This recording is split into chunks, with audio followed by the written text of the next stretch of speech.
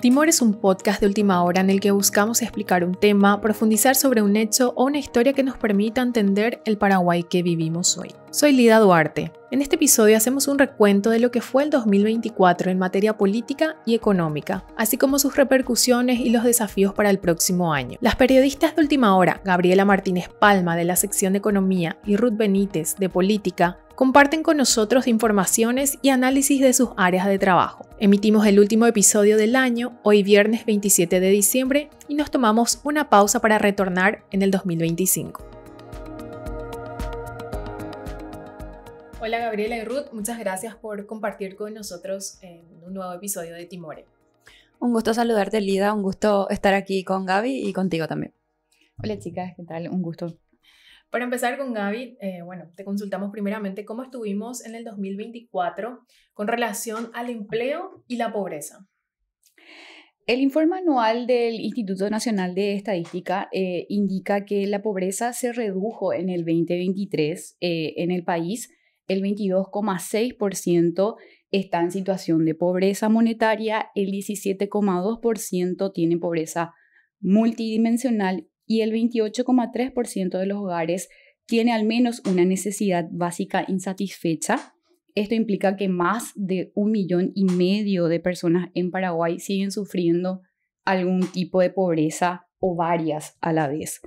Sobre el desempleo, el último informe del trimestre del año, realizado también por el INE, registró que la tasa de desocupación en Paraguay se ubicó en el 5,3%, por debajo del 6% registrado en el mismo periodo del 2023, sumando así cerca de 164.000 desempleados.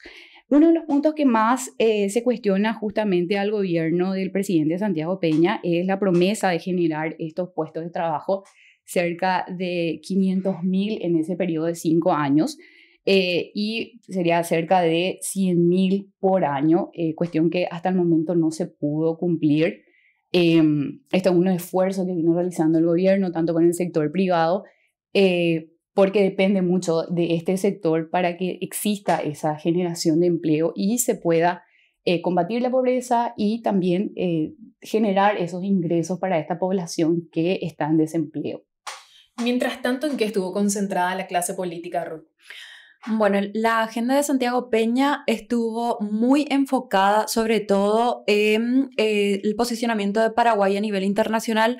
Uno de los elementos que se tiene en común en este análisis de lo que mencionó Gaby, de que el gobierno intenta generar empleos, para eso también necesita mucha inversión extranjera, por eso se realizan estos viajes continuos de Santiago Peña. También el posicionamiento de Paraguay se realiza a través de esta intención de que el canciller se postule a la Organización de Estados Americanos. También ese es un elemento importante para la visión de Santiago Peña. Luego, a nivel político, un montón de proyectos muy cuestionados, sobre todo la ley contra las ONGs, marcó el gobierno de Santiago Peña. ¿Por qué? Porque una ladura del cartismo que quiso imitar una fórmula de Orbán, de Hungría, quiso replicarla aquí en Paraguay, creando esta ley que controla a las organizaciones no gubernamentales de una forma muy persecutoria. Una ley que se considera, de hecho, que tiene sesgos no democráticos, sesgos autoritarios. También otro elemento en este sentido fue la destitución de Katia González. Hasta hoy la Corte no se expide, haciéndole el juego precisamente al oficialismo, que prefiere no tener que decidir nuevamente en el Congreso si devolverle o no una banca a Katia González, ya que sería como un retroceso, atendiendo a que si la Corte se expide podría salir a favor de la ex senadora, y en este sentido caerían todos los argumentos por el que ella fue destituida. Eso marcó también muchísimo la agenda política, sobre todo para la oposición, con respecto a su relacionamiento con el gobierno. Otros elementos que surgieron también a partir de este proyecto de gobierno que tiene el cartismo tiene que ver con la aparición de otras disidencias dentro del cartismo, principalmente liderada por Mario Abdo Benítez y también ahora recientemente por Lilian Samaniego. Esto va a marcar el futuro a nivel político para este sector debido a que ellos ya se están disputando espacios de poder para las municipales del 2026. Así es que eso es un resumen. Hay un montón de proyectos que el gobierno está intentando instalar que todavía necesitan aprobación, que ya están a un paso de entrar en vigencia. Por ejemplo, la ley de las tierras, el RUM, el registro de las tierras. Esta es una ley súper importante y muy cuestionada. Además, otro proyecto en el que no voy a ahondar en este momento es el hecho de que el presidente Santiago Peña tenga vínculo con una empresa que tuvo un crecimiento acelerado, que es el Banco Bueno en este momento, donde se depositaron los fondos jubilatorios del IPS como bonos. De una manera muy cuestionada por el hecho de que es una entidad muy nueva que ya tiene esta preponderancia por influencia o por favores que fueron recibidos, según sustentan varios sectores de la oposición y varios otros sectores también a nivel privado. Esta influencia posicionó a esta entidad y recibió de una forma cuestionada estos fondos. Entonces, ese es otro elemento que marcó el gobierno de Santiago Peña. Siempre es un desafío el tema del presupuesto anual para cubrir todas las necesidades del país. En cuanto a eso, ¿cómo estuvieron las ampliaciones y ejecuciones este año? Bueno, una de las diferencias que se dan con gestiones anteriores es que la administración de Carlos Fernández Valdovinos, que es el ministro de Economía y Finanzas, es que tuvo un mayor control del presupuesto. Si vemos las ampliaciones presupuestarias se dieron ya a partir de decretos del Poder Ejecutivo. Muy pocas ampliaciones propiamente se dieron con autorización del Congreso. Creo que eso hizo que ellos tuvieran un poco más de control de qué es lo que se fue ampliando y qué no. De todas formas, hay una ampliación sobre el presupuesto inicial aprobado en diciembre del 2023 a lo que hoy es. Al cierre de noviembre, el Viceministerio de Administración Financiera informó que el presupuesto aprobado inicialmente para la Administración Central, que es la que concentra el presupuesto de todas las instituciones del Estado, por así decirlo, y deja fuera las descentralizadas, que son gobernaciones y municipalidades, tiene un aumento del 6,3%. Esto es equivalente a unos 4,1 billones guaraníes. Estamos hablando en dólares cerca de 538 millones de dólares. Y esto está explicado mayormente por aumentos en bienes de consumo e insumos. Y también estas transferencias que se empezaron a hacer tanto para alimentación escolar como para lo que son de ayudas a sectores sociales para el Ministerio de Desarrollo Social, ¿verdad? La ejecución a noviembre alcanza 55,8 billones guaraníes. Esto es administración central y equivale a un 79,1% del presupuesto vigente, lo que ya se ejecutó. De este 79% de este total, corresponde a gastos corrientes, que generalmente son pago de salarios para fuerzas públicas, personal de blanco, docentes. También es para la compra de medicamentos, intereses de la deuda pública, prestación de seguridad social. Y también se incluye en esta parte el pago a adultos al programa de adultos mayores y otros programas sociales que también viene encarando el Estado.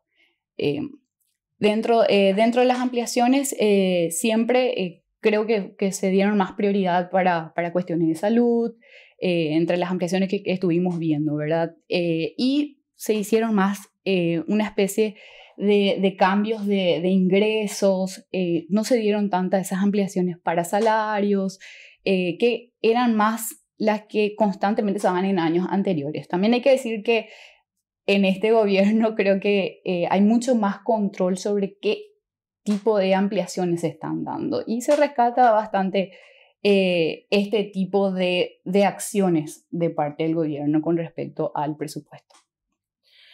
Ruth, siempre, digamos, se habla de esta desconfianza de la sociedad a la clase política. ¿Cómo se estuvo comportando justamente esta clase que debe, digamos, trabajar por crear políticas públicas en favor de la sociedad? ¿Y cómo fue en realidad el comportamiento este año de los legisladores especialmente? Sí, hay una desconfianza en cuanto a el avance en privilegios, si bien el impacto en el presupuesto público no es muy elevado. Hay cuestionamientos a nivel social por esta diferencia que se genera entre las personas comunes y el sector político. Uno de los cuestionamientos más grandes que se hizo fue este autoaumento justamente que proviene del Congreso. Se aumentaron 6 millones de guaraníes de salario. Un salario bastante alto el que tiene el Poder Legislativo actualmente. Esto recibió muchísimos cuestionamientos, tiene la aprobación, el visto bueno de Santiago Peña, si bien todavía no hay una promulgación a esta altura del año, se sabe que Santiago Peña dio su visto bueno con respecto a este proyecto.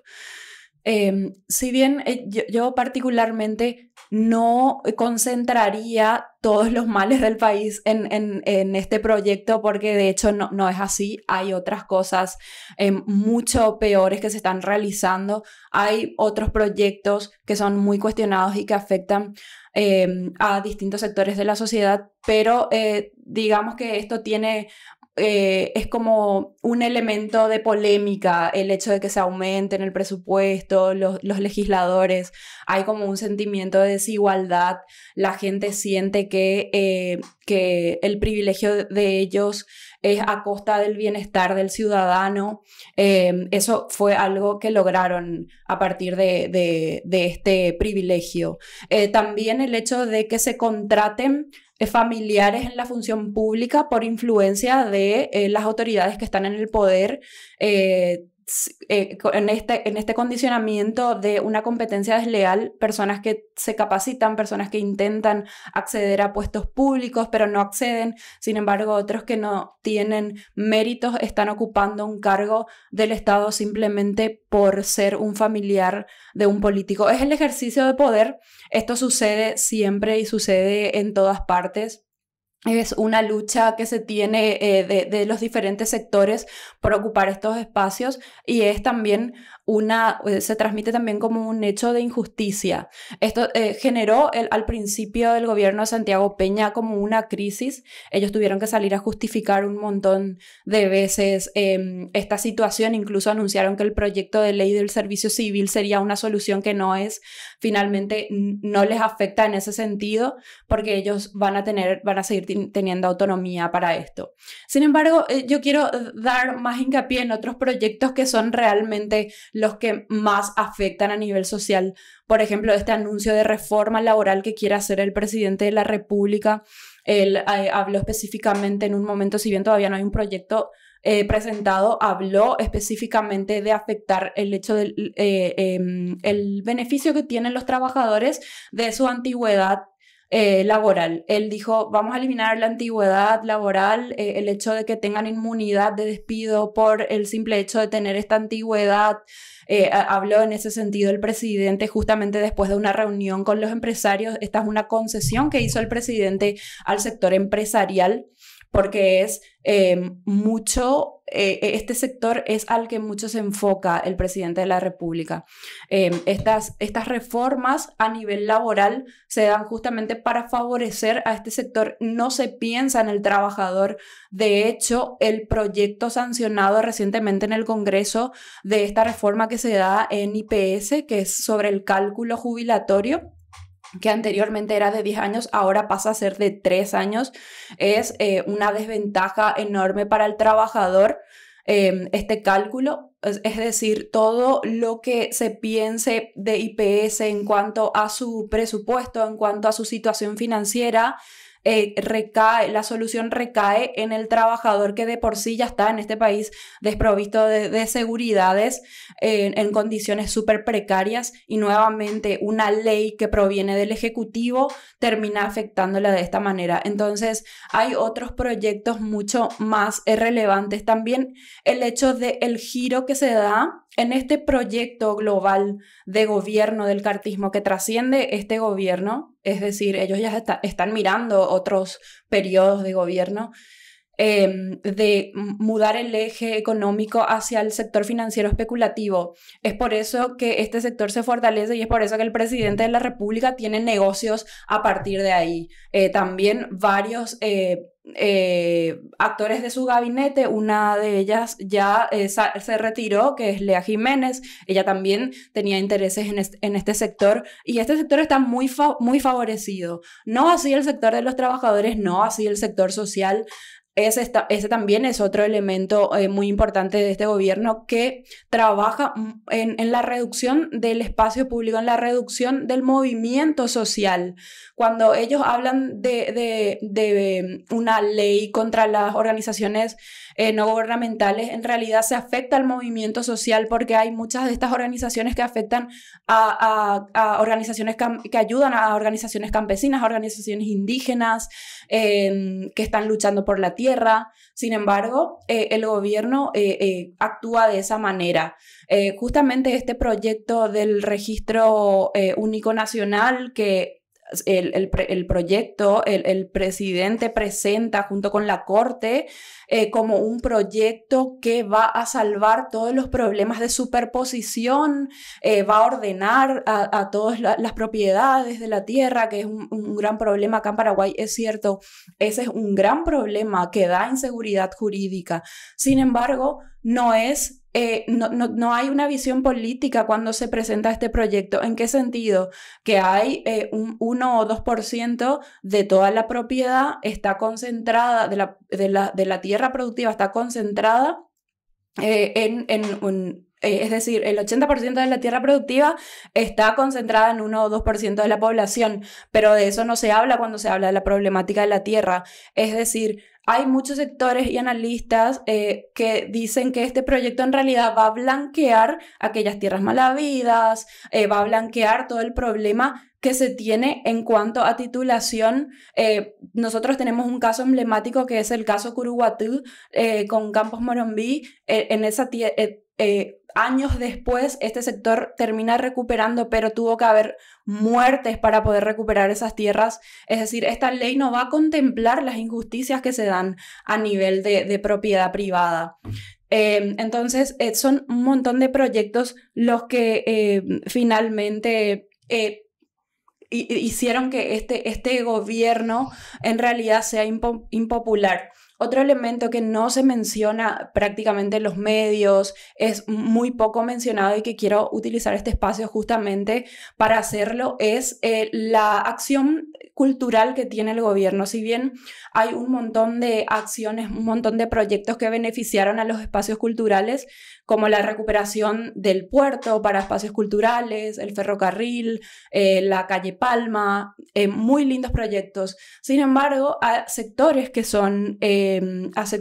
están colaborando en proporcionar un espacio cultural de forma gratuita a sectores a artistas que no tienen espacios en otros lugares, como La Chispa, por ejemplo, fueron perseguidos. Entonces, todo eso son elementos que hacen a un gobierno: el aspecto cultural, el aspecto económico, el aspecto político. Así es que esperemos que este 2025 tenga otra mirada y que beneficie y que no se olviden de estos sectores también. Uno de los temas que más preocupaban desde principios de este gobierno, Gaby, era el tema de la deuda pública y el déficit fiscal. Bueno, en cuanto a eso, ¿cómo estábamos al respecto y cuáles fueron también algunas reformas económicas más importantes de este año? Sí, en este año se tocó un techo que para muchos era como el que más se tenía miedo, llegar al 40%, con relación al Producto Interno Bruto de la deuda pública. finalmente nos posicionamos en octubre, en el 40,4% del PIB. Esto estamos hablando de unos 17.958 millones de dólares del saldo de la deuda. Para algunos sectores esto ya es alarmante o un toque de queda de lo que es la deuda. No nos queda mucho espacio fiscal para seguir endeudándonos. Esa es la realidad. Hay que ser lo más cautos posible en cuanto a la deuda pública. Nuevamente el gobierno impulsó varias reformas justamente para poder llegar a esa convergencia fiscal. Hubo una ley de medidas extraordinarias que nos llevó a subir un poco más esa deuda, pero fue también para cumplir con deudas atrasadas. El gobierno o el Ministerio de Economía por sí espera que el techo llegue a 40, 41 y de ahí empiece a retornar a medida que el déficit fiscal se cumpla nuevamente, que es el 1,5% del PIB. Y a esto agregar que todo lo que se pueda llegar a evitar de deuda es sacrificando la inversión pública, como ya se vino haciendo el año pasado, se hizo este año y para el 2025 se empieza a pensar que se va a empezar a fondear con Itaipú, ¿verdad? Con los gastos sociales que se consiguió. Entonces, de esa manera, además del aumento de la recaudación, se iría buscando la forma de financiar esa inversión pública para que no quede tan rezagada nuevamente en el 2025. Hay una política de convergencia fiscal y se está cumpliendo. Creemos que en diciembre se va a cerrar con el 2,6% del PIB que estaba establecido. Para el 2025 es del 1,9% del PIB y recién para el 2026 se va a cumplir. Y esto es algo que está en la mira, ¿verdad? Que podamos cumplir con esta regla fiscal nos da esa seriedad que necesitamos. Paraguay consiguió su grado de inversión este año por Moody's. Nos faltan otras 2 calificadoras y el año 2025 uno de los desafíos justamente es ya no solamente llegar al grado de inversión de estas 2 calificadoras, sino mantenerla de Moody's. ¿Y cómo? Bueno, justamente cumpliendo con esa regla fiscal es parte, ¿verdad? Esta obtención de grado de calificación también dice que tenemos capacidad de repaga de nuestra deuda. No obstante, siempre hay que cuidar los números para no excedernos de lo que corresponde. En respecto a las reformas que hablábamos, Ruth tocó algunas de ellas. Muchas de las reformas van muy enfocadas en el sector económico. Creo que el Ministerio de Economía fue el que más impulsó los proyectos de ley que más preponderancia tuvieron dentro del Congreso Nacional. No obstante, muchas modificaciones también se hicieron, entonces fue como un arreglo. Algunas cosas sí se consiguieron y otras cosas no. Podemos citar algunas. Por ejemplo, la ley de organizaciones administrativas, que es base de lo que es la RUN hoy, o el registro, RUN, único nacional, se consigue mediante esta ley. Y lo que hace básicamente es ver qué instituciones están cumpliendo roles duplicados, como lo que era catastro, registro público, que muchas veces no había esa comunicación entre instituciones, había mayor burocracia. Ese es un ejemplo. El AENIT, MEF mismo, que fueron unificados. Entonces, esta ley lo que viene es tipo a sentar como una base para que otras instituciones puedan unificarse. El año que viene se proyecta, por ejemplo, que CONAXAR se desprenda del Ministerio de Economía y vaya a la Dirección Nacional de Ingresos Tributarios. O sea, son medidas que va tomando el gobierno de manera, ellos afirman, achicar y optimizar los recursos, mejorar la eficiencia de las instituciones públicas. Entonces, vamos a ver todavía cómo va avanzando esta ley dentro del gobierno. La actualización de la ley de compras públicas, que si bien es cierto, nace con el gobierno de Mario Abdo Benítez, el gobierno hizo unas nuevas actualizaciones para mejorar todo lo que es la gestión en cuanto a las compras públicas. La ley del servicio civil, que si bien es cierto, tiene algunos cambios para el Congreso Nacional, no hay que olvidar que todo el aparato estatal dentro del Poder Ejecutivo sí va a ser reglamentado por esta ley. Otra de las reformas que también el gobierno fue impulsando, como ya lo decía Ruth, no me voy a extender mucho sobre eso, es la creación del Registro Único Nacional, que va a pasar a formar parte, extrañamente, del poder judicial y no así del Ejecutivo, ¿verdad? Se sale de un ministerio técnico y va a depender de la Corte Suprema de Justicia. Entonces, ese es un cambio bastante interesante. Hay que ver todavía cuáles son los efectos, tanto positivos o negativos, que se puedan dar. La ley de MIPYMES, que sale relativamente rápido, es una ley que busca formalizar o ayudar a formalizar a las MIPYMES, que son las que concentran la mayor cantidad de empleos. De esta manera también buscan dar ese impulso para la creación de más empleos, una de las estrategias del Poder Ejecutivo.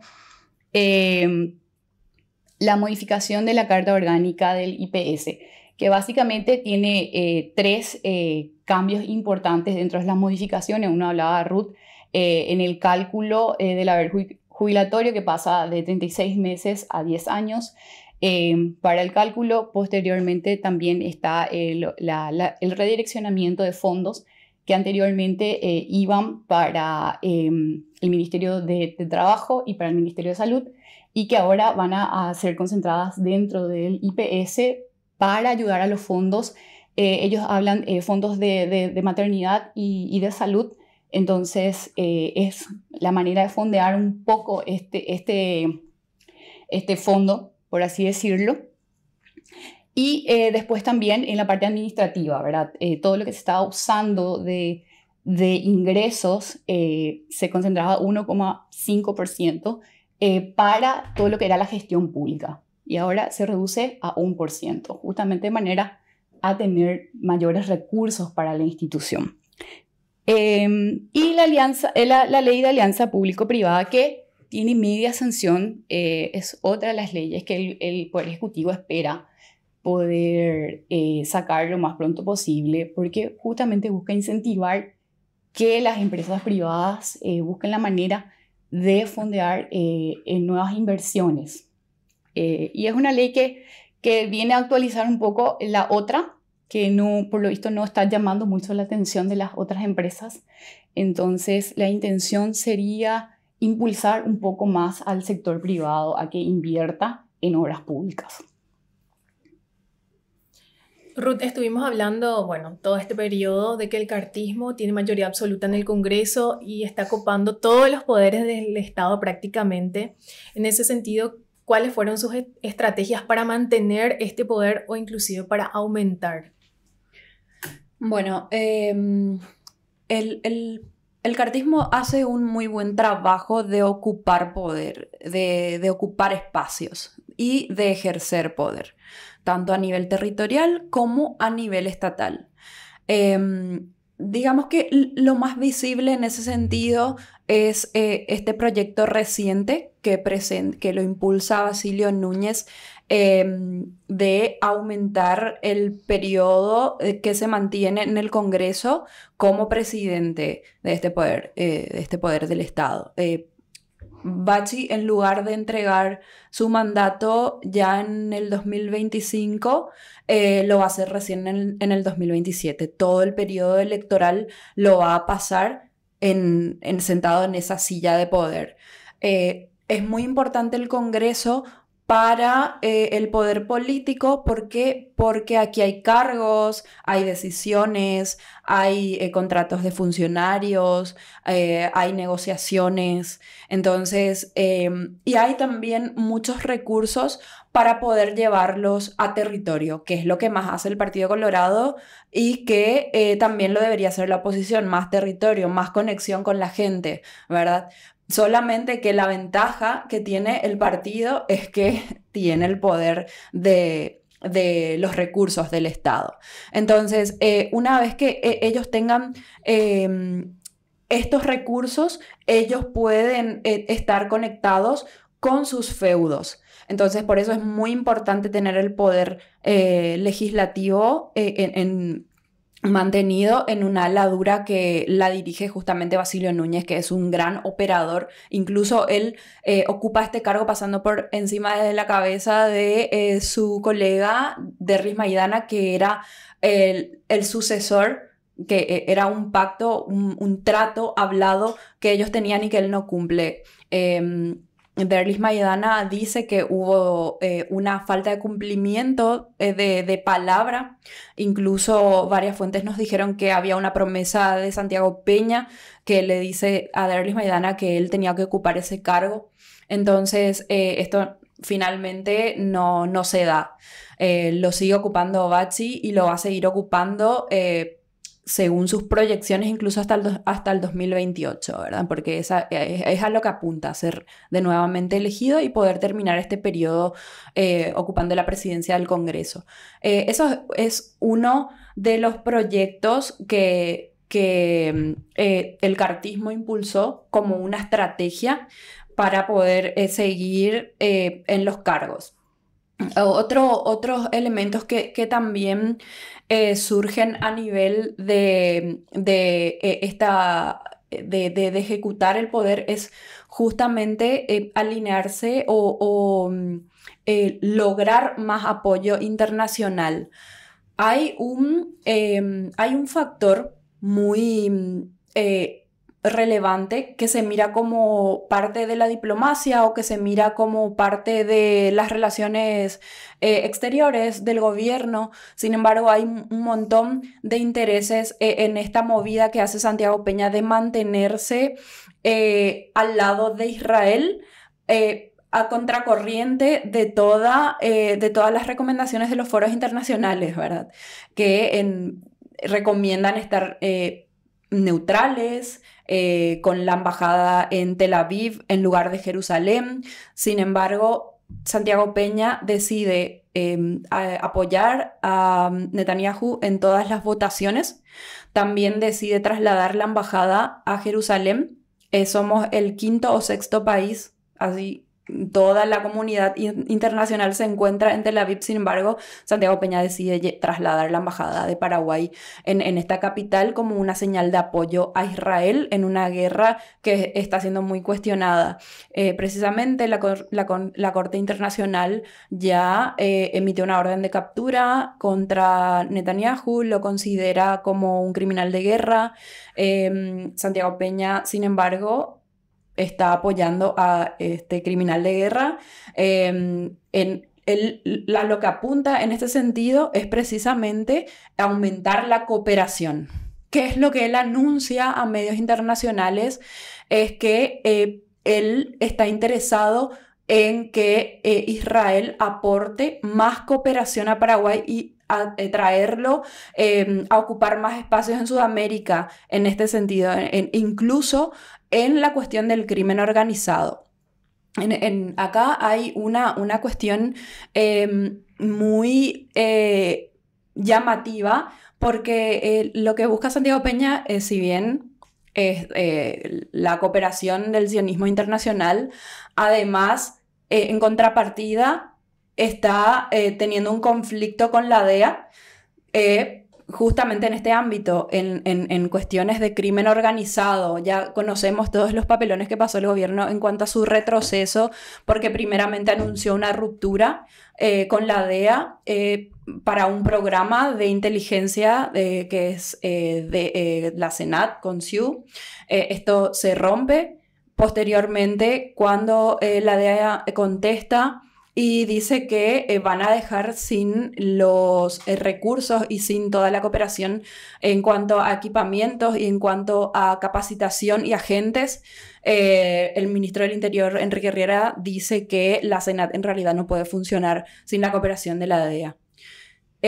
Si bien hay muchos cuestionamientos de varios sectores que dicen que esta es una agencia intervencionista, estaba siendo de gran ayuda para la Senat en el combate al crimen organizado. ¿Cuál es el elemento que molesta más al cartismo que lo lleva a tomar esta decisión? Todo empieza a partir de la muerte de Lalo Gómez, en un operativo en su vivienda donde interviene la policía, la fiscalía, pero también interviene Estados Unidos. Yamil Esgaif, el diputado, dice que él va a presentar un proyecto para que la SIU, que es la Unidad de Inteligencia de Información Sensible, sea eliminada de Paraguay.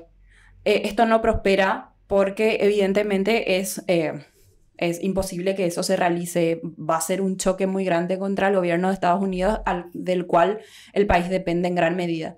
Entonces, esto no surge. El Ejecutivo toma la decisión de hacerlo a través de Jalil Rachid, que es el ministro de la CENAP, y es una estrategia que les falla. A partir de ahora, lo que ellos van a buscar es poder nuevamente reencauzar esta relación.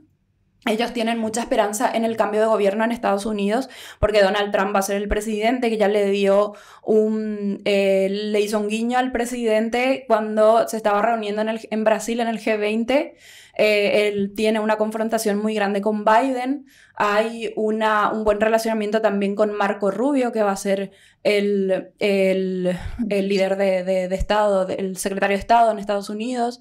También hay otros funcionarios que tienen muy buena relación con Paraguay, así es que el gobierno tiene mucha esperanza de que mejore en este sentido la relación de Paraguay con Estados Unidos. Peña mismo dice: nosotros tenemos siempre una mejor relación con el republicanismo, no con los demócratas, así es que hay una esperanza. El gobierno quiere que se levanten, ese es otro elemento, las sanciones contra Horacio Cartes y contra las empresas de Horacio Cartes. A nivel electoral es muy importante para el Partido Colorado que estas sanciones se levanten, es a lo que ellos están apuntando. Recordemos que años anteriores esto afectó muchísimo al Partido Colorado en el financiamiento. ¿Por qué? Porque estas sanciones afectaron a empresas de Horacio Cartes. El Partido Colorado no pudo acceder a créditos bancarios para poder pagar sus campañas, no pudo acceder rápidamente. Hizo muchísimo esfuerzo para que una entidad bancaria finalmente le otorgue este crédito. Así es que en ese sentido hay mucha expectativa y forma parte de todo el ejercicio de poder tanto del gobierno como del Partido Colorado. Gaby, mencionaste que uno de los desafíos para el 2025 es no solamente que otras calificadoras le otorguen a Paraguay el grado de inversión, sino mantener el grado que logró este año. ¿Qué otros desafíos económicos ves para el próximo año? Bueno, los organismos multilaterales también marcan una hoja de ruta dentro del gobierno, ¿verdad? Y el gobierno viene comprometiéndose con varias medidas. Muchas de ellas son las que fueron sancionadas por el Congreso Nacional y que se espera que también se promulguen.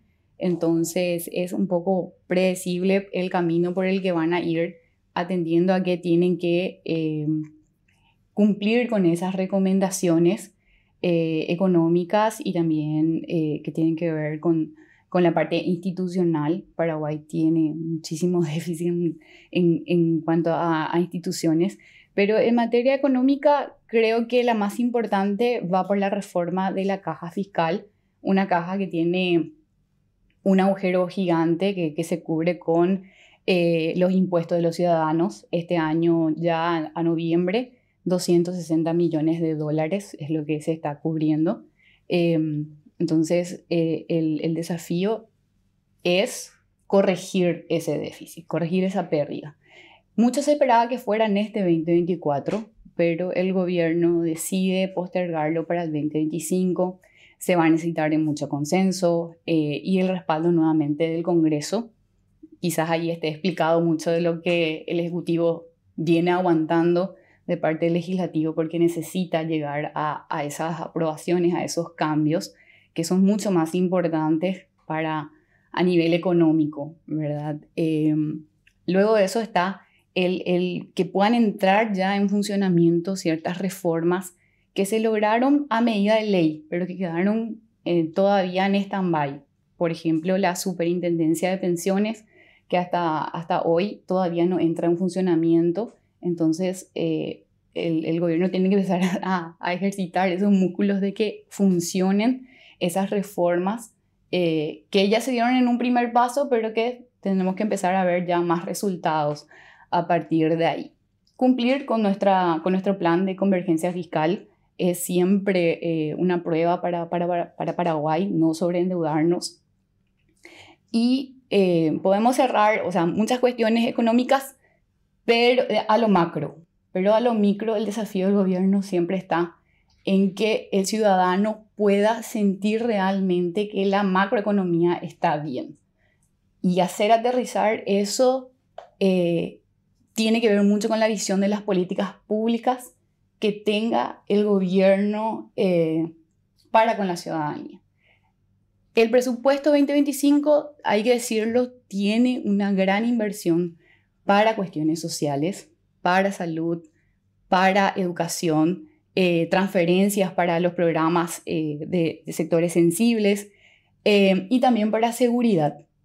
Una de las reformas que yo creo que si se logra dar a cabalidad y funciona es la del transporte público, que directamente va a sentir el ciudadano.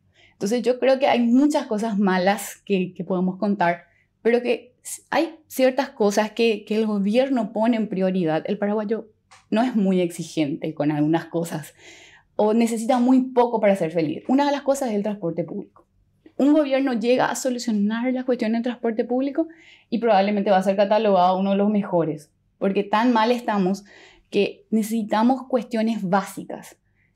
Sistema de transporte es uno de ellos, mejorar la calidad de vida del ciudadano con mejoras en la salud, mejoras en la educación es fundamental. Yo creo que ese es el mayor desafío del gobierno para el 2025.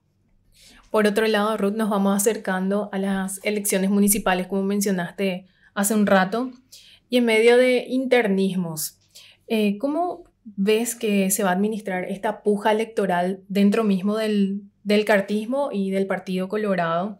¿Y qué le espera especialmente a una oposición que está bastante golpeada?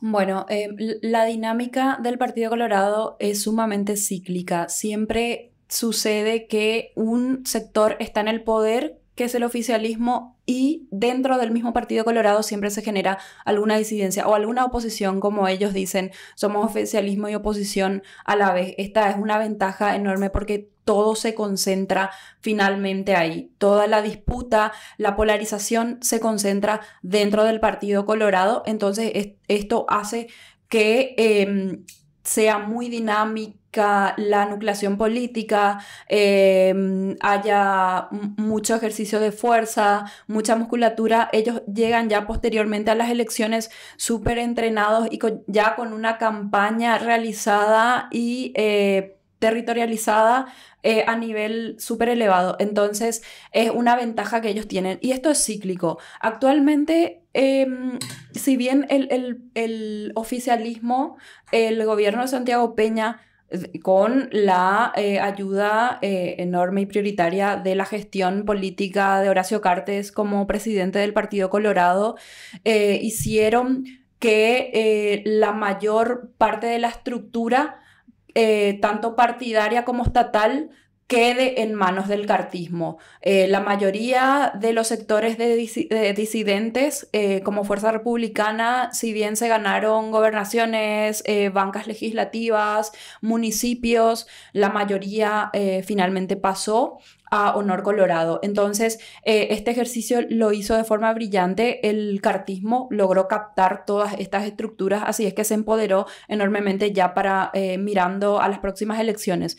Pero, como dijimos en el inicio, esto es cíclico. Sí o sí surge alguna disidencia. En este caso, Mario Abdo Benítez, que ya hace unos meses reapareció. Él está reagrupando a un montón de fuerzas que no están conformes con la gestión del cartismo o que son personas que no tienen un espacio. ¿Por qué? Porque el cartismo no tiene la capacidad de abarcar a todos. Ellos tienen un montón de problemas de desempleo. Esto no le afecta solamente a los no colorados.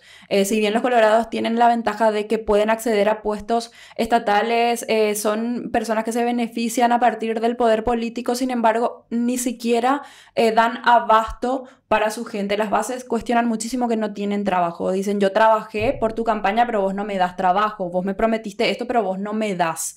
Entonces, esa es una queja que no es solamente porque te falta trabajo porque no sos colorado. No, ellos no dan abasto ni en su propio partido. Entonces, todas estas fuerzas que no tienen satisfacción con la gestión actual del gobierno de Santiago Peña ni con la gestión de Horacio Cartes terminan siendo capturadas o reorganizadas por Mario Abdo Benítez. ¿Cuál es la segunda figura que surge dentro de esta disputa? Es Lilian Samaniego. Ella dice, yo voy a hacer la ambulancia republicana, voy a sanar a todos, voy a recoger a todos los enfermos de este sistema. Dice, el cartismo no es el único movimiento, no es el Partido Colorado, estamos otros.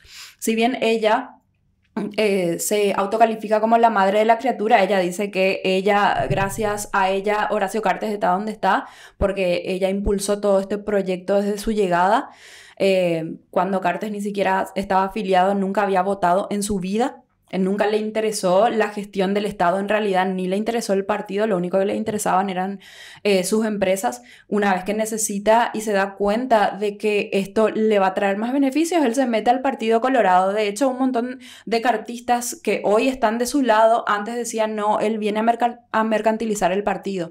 Entonces, una de esas figuras es Lilian Samaniego. Hoy está en expectativa de que se junten con el abdismo, a ver qué sucede si realmente juntan a una buena cantidad de personas que puedan hacerle esta disputa electoral al cartismo que está sumamente fuerte. Eso, por un lado, es lo que se espera. Pedro Aliana es la figura para la presidencia para el 2028 del cartismo. Mario Abdo actualmente le está impulsando a Arnoldo Vinz, que va a ser hasta el momento, si no surgen otras figuras, si es que no se debilita la figura de Pedro Aliana, estos serían los enfrentados para el 2028. Mientras tanto, lo que preocupa es el 2026, las elecciones municipales, que es lo que va a dar las bases para que ellos puedan proyectarse, tener toda la estructura ya preparada, tener toda la organización de referentes municipales que junten votos, que armen sus estructuras. Entonces el 2026 es la clave para poder ya ver cómo se configura la cuestión electoral para el 2028. Por otro lado está la oposición. Es muy interesante lo que sucede aquí, porque aquí no hay una figura muy preponderante. Tenemos a Miguel Prieto, que tiene una intención de ser presidente de la República, está luchando contra el clan Zacarías allá en el este, ¿verdad? Ya tiene como 40 causas penales que tiene que enfrentar. Él tiene esa intención. No tiene un arrastre nacional porque no se midió nunca su fuerza en ese sentido, no sabemos cuánto pueda impactar, pero allá tiene un liderazgo importante. Esto en cuanto a Miguel Prieto. Luego se encuentra Ricardo Estigarribia, que es el gobernador de Central. También él recibió una ofensiva por parte del gobierno cuando se creó la ley de hambre cero. Le sacaron de la administración del almuerzo escolar a él de forma intencional porque él tiene mucho poder en Central, ¿verdad? Él es el que le gana al Partido Colorado, le saca nuevamente esta administración. Su intención es poder controlar toda la estructura del Partido Liberal. Él quiere sacarlo a Hugo Fleitas, ubicar a una persona aliada suya para poder controlar toda esta estructura y poder impulsar un proyecto electoral a partir del partido. Lo quiere poner a Alcides Riveros, que es el intendente de Fernando de la Mora. Entonces, este es su proyecto por su lado. Él quiere fortalecerse dentro del Partido Liberal y luego conectar con las figuras que se encuentran, articular con la oposición. Con Miguel Prieto, con Katia González, con Paraguayo Cubas. Acá hay una desventaja muy grande que es la inestabilidad que tiene Paraguayo Cubas en el ejercicio de su liderazgo político. Él es una persona muy popular, de un gran arrastre, sin embargo, no hay algo claro en su intención.